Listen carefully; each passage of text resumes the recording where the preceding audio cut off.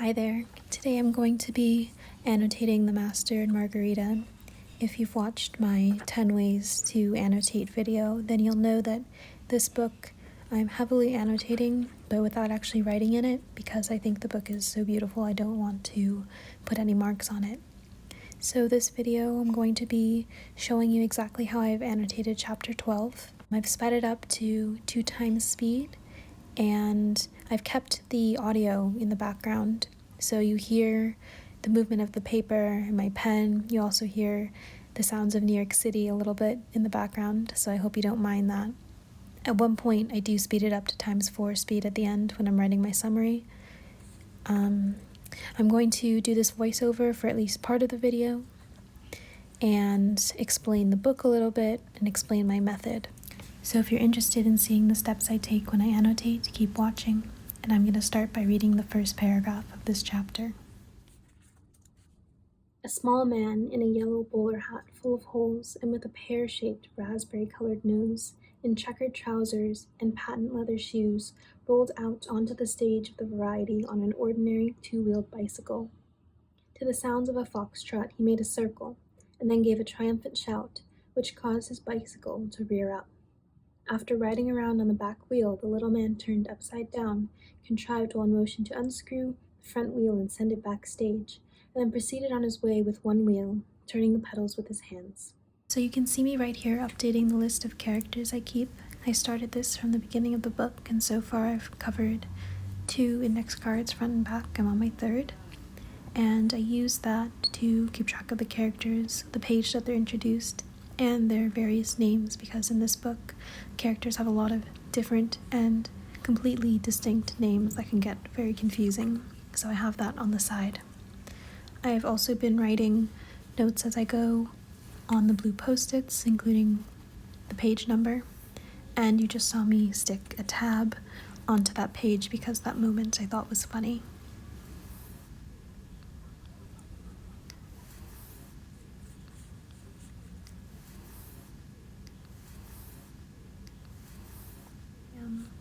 Here I am updating the character list again.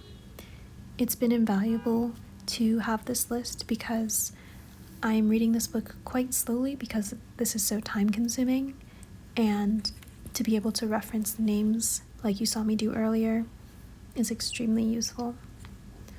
Right now I'm trying out a clear sticky note. I didn't like it. It totally disappeared into the page right there. That was really cool.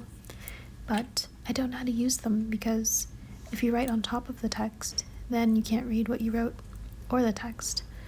So I'm not really sure how to use it because I tried circling some stuff, but the post-it isn't that big, so it's not like I can underline a whole line. Anyway, I'm using a red pen so it stands out.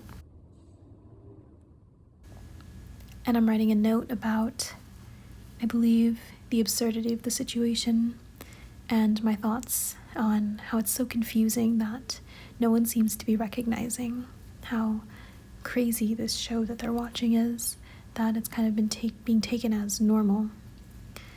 So for a little bit of background on The Master and Margarita, I haven't finished the book, so I don't know a ton about it yet. I'm about 1/3 of the way through.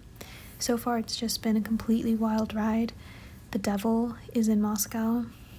He has brought with him a man it's hard to describe him. He's an ex-choir master.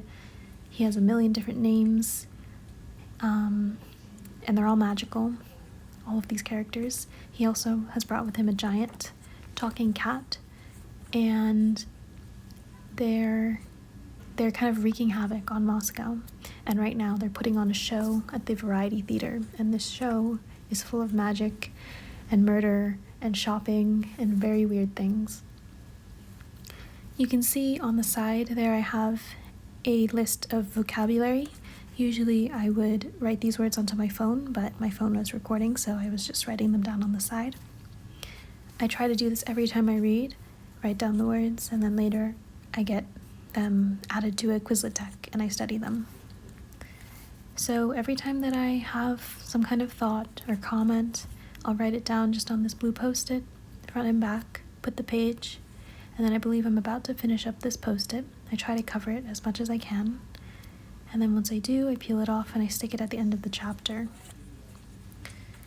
I do not like to cover the text if I can avoid it, and I like to fold up my post-its.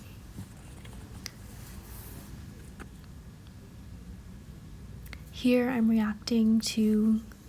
reading right now, a beheading scene.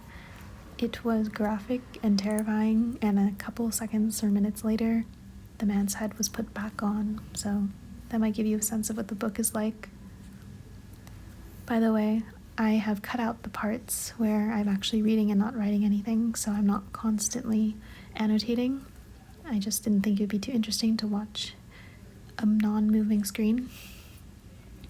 Right there I drew a little shocked face because I was very shocked by the beheading.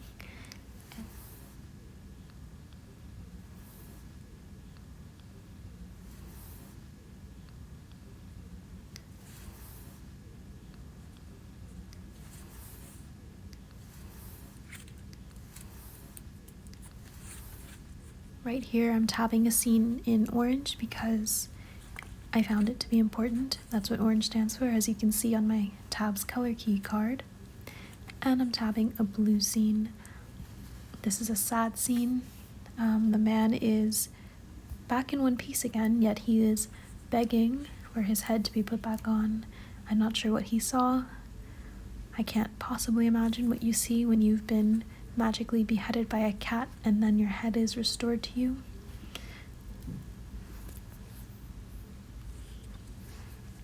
This chapter was one of the most wild chapters so far, and a lot of my comments were actually questions. As you'll see when I'm writing my summary and analysis, I have a ton of questions. Here I'm reading a scene where women are brought up onto the stage to shop. The magician, Woland, the devil, whatever you want to call him, he created a ladies' store on stage, and the women started going crazy for all these Parisian goods. Here I'm updating the character list again. This book is really crazy with the way that people have multiple names. It's quite confusing.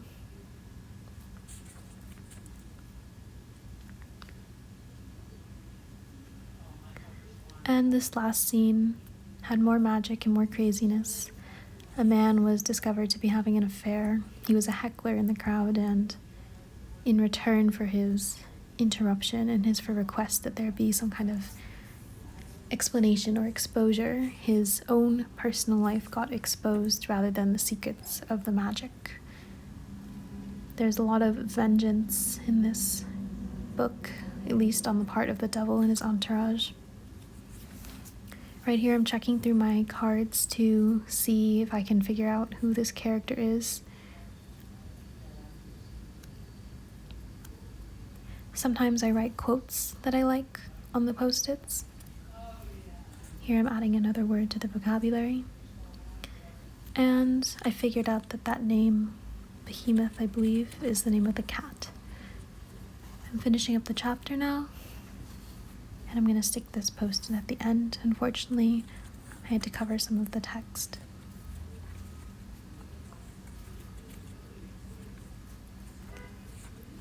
So now I'm starting the chapter summary index card. I write the chapter number at the top and the title. And then I flip back through the chapter and write a quick summary. I try to limit it to the size of the front of the index card. And now I've sped it up even more because this took around 10 minutes, I believe, front and back to finish this. So that's what I was saying in my previous video. This method is very time consuming. It took me around 45 minutes to read this chapter. It was a little longer because I was recording, but this was, 10 pages, maybe less. So 3-4 minutes per page, very slow. You have to pick and choose which books you're going to use this kind of method on, because it doesn't make sense to devote so much time to each and every book you read unless you are exclusively reading dense classics. And I don't even think this book is particularly dense or the prose is particularly difficult. There's just a huge cast of characters and a ton of craziness, and the plot summaries help a ton, as do the character lists.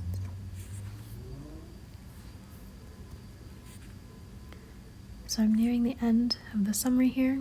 I always get worried at the end whether I can fit it all on the front, and I usually do.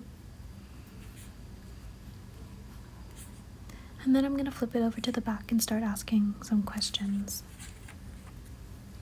So a lot of the questions were why? Why was Woland, who's the devil, putting on this show? Why are they torturing the audience? Why is he in Moscow in the first place?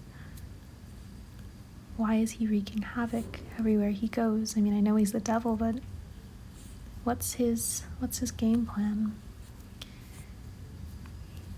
I'm really enjoying this book so far, although I do feel like I still don't have much of a sense of what's going on. Here I'm drawing the decapitated man as my little doodle for the chapter. I do one for each chapter. And I put the corresponding quote next to it. Give me my head, give me back my head. I put the card back at the beginning of the chapter, put the other cards at the beginning of the book. I'm going to write my vocabulary down on my phone and later study it. And that's it. Thank you so much for watching. I hope this was helpful. I can do it for a different book and a different style of annotation if you'd like. And I'll see you in the next video. Have a great day, everyone.